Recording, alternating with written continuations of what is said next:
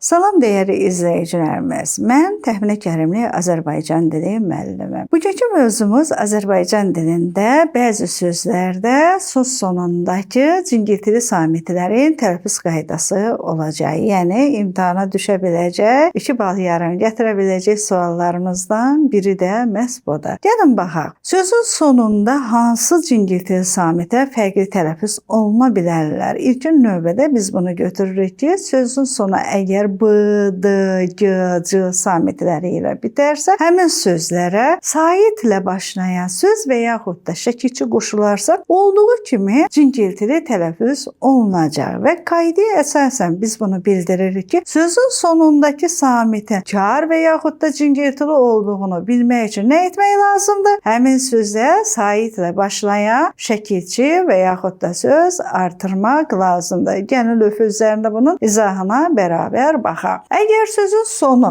b, d, g, c samitləri ilə bitərsə, həmin sözə saitlə başlayan şəkilçi və yaxud da söz qoşulduqda olduğu kimi b, d, g, c kimi tələffüz olunacaq. Yox, əgər həmin sözlərə b, d, g, c ilə bitən sözlərə samitlə başlayan şəkilçi və yaxud da söz qoşulduqda kar tələffüz olunur. B-nin kar qarşılığı p, d-nin kar qarşılığı t, g-nin kar qarşılığı ç, c-nin kar qarşılığı ç olacaq. Gəlin bir yerdə nümunələrə baxaq. Kənd Kənd sözü d samiti ilə bitir. Sait ilə başlayan şəkilçi ın şəkilçisini qoşduq. Olduğu kimi tələffüz oldu. Kəndin kimi tələffüz olundu. Söz əlavə ilə kənd alması. Alma sözü a ilə başlayır. Sait ilə başlayır. Deməli nə baş verəcək? Yenə də olduğu kimi tələffüz olunacaq. İndi samitlə başlayan gəlin şəkilçi artıraq. Kənddən. Dan şəkilçisini qoşduq. İndi necə tələffüz olmalıdır? Samit gələrsə kar tələffüz olunacaq. Doğrudurmu? Deməli, kar tələffüz olunursa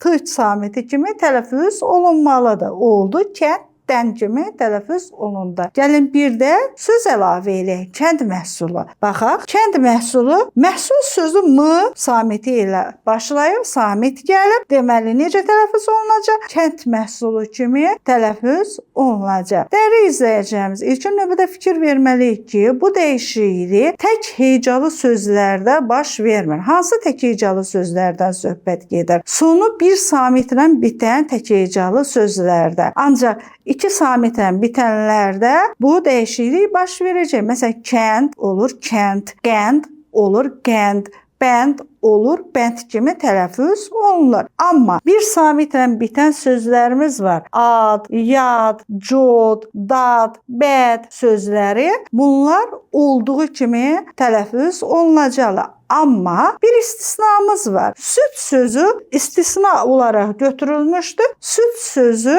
samit gələndə və adıl halda süd kimi tələffüz olunacaq. Deməli, gəlin bir daha aydınlaşdıraq. Əgər sözün sonu b, d, g, c samiti ilə bitərsə, bu sözü biz hallandırdığımız zaman bütün adlı hallarda kar tələffüz olunurlar. Əgər məsələn corabdırsa corab, pələngdirsə pələng, gəncdirsə gənc kimi tələffüz olunacaqlar. Və karlaşmaq eyni zamanda samitlə başlayan söz və şəkilçi gələndə baş verəcək. Lakin saitlə başlayan söz və şəkilçi gəldikdə cingiltili tələffüz olunacaq. Məhz bu səbəbdən də deyirik ki, sözün sonundakı samitin kar və yaxud da cingiltili olduğunu bilmək üçün həmin sözə saitlə başlayan şəkilçi artırmaq lazımdır. Dəyərli izləyicilərimiz, bu kimi videoların ardının gəlməsini istəyirsinizsə, mütləq səhifəni bəyənin, abunə olun. Hansı mövzunu öyrənmək istəyirsiniz, hansı mövzu sizdə öyrənməkdə çətinlik yaradırsa, rəy bölməsi mütləq yazın. Həmin mövzulara növbəti videolarda mütləq toxunacağam.